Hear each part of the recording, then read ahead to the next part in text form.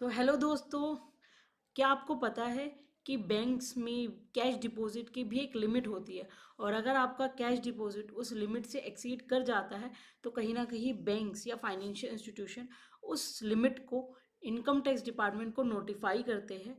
और income tax department उसके ऊपर जो है पेनल्टी चार्ज करता है। तो आइए देखते हैं कि वो पेनल्टी कितनी होती है और क्या लिमिट होती है जिसके ऊपर बैंक्स जो है वो इनकम टैक्स डिपार्टमेंट को नोटिफाई करते हैं। तो चलिए आइए देखते हैं।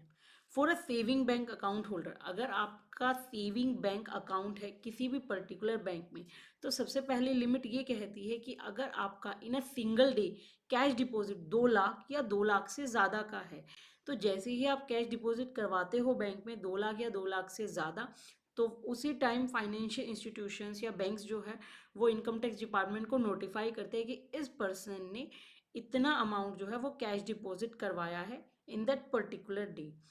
और अगर मैं पूरे साल की बात करूँ तो पूरे साल में फॉर एग्जांपल मैंने पहले दिन 2 लाख रुपए जमा करवाए, फिर 50,000 रुपये, फिर 60,000 रुपये। हालांकि 50-60 हज़ार रुपये की कोई नोटिफिकेशन नहीं जाएगी, बट जिस दिन वो कैश डिपॉजिट टोटल 10 लाख रुपए या 10 लाख से ज़्यादा हो जाता है, तो उसी टाइम बैंक्स वगैरह आपके इनकम टैक्स डिपार्टमेंट को नोटिफाई करते हैं कि इस पर्टिकुलर पर्सन का इस फाइनेंशियल ईयर में जो कैश डिपॉजिट है वो 10 लाख या 10 लाख से अबव पहुंच चुका है। हालांकि इनकम टैक्स डिपार्टमेंट आप लोगों के ऊपर उसी टाइम कोई भी कार्यवाही नहीं करता है, कोई भी टैक्स नहीं लगाता है, बट जब भी आप अपनी इनकम टैक्स रिटर्न को फाइल करें तो आप उस कैश डिपॉजिट का ब्यौरा ज़रूर दें कि आपका वो कैश डिपॉजिट कहाँ आया। फॉर एग्जाम्पल मैंने 10 लाख रुपए जमा करवाए, तो मुझे अपनी इनकम टैक्स रिटर्न में शो करना पड़ेगा वो 10 लाख रुपए कि मैंने कहाँ कहाँ से वो आए थे मेरे।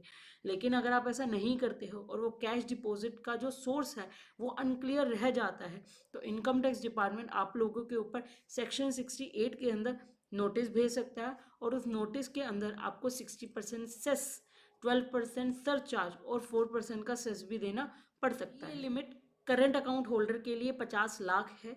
सेविंग अकाउंट में जहाँ पे आपकी लिमिट 10 लाख है, वहीं पे करंट अकाउंट में 50 लाख है। और 50 लाख से ऊपर कैश डिपॉजिट जाते ही इनकम टैक्स डिपार्टमेंट को नोटिफाई कर दिया जाता है।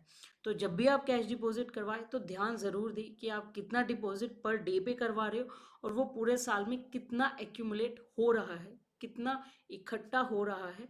और इस तरीके से इकट्ठा कीजिए कि इनकम टैक्स डिपार्टमेंट को नोटिफिकेशन ना जाए।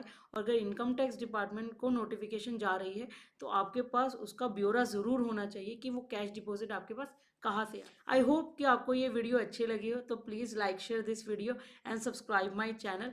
एंड जिन जिन को इन लिमिट्स का नहीं पता है उनके साथ इस वीडियो को शेयर ज़रूर कीजिएगा।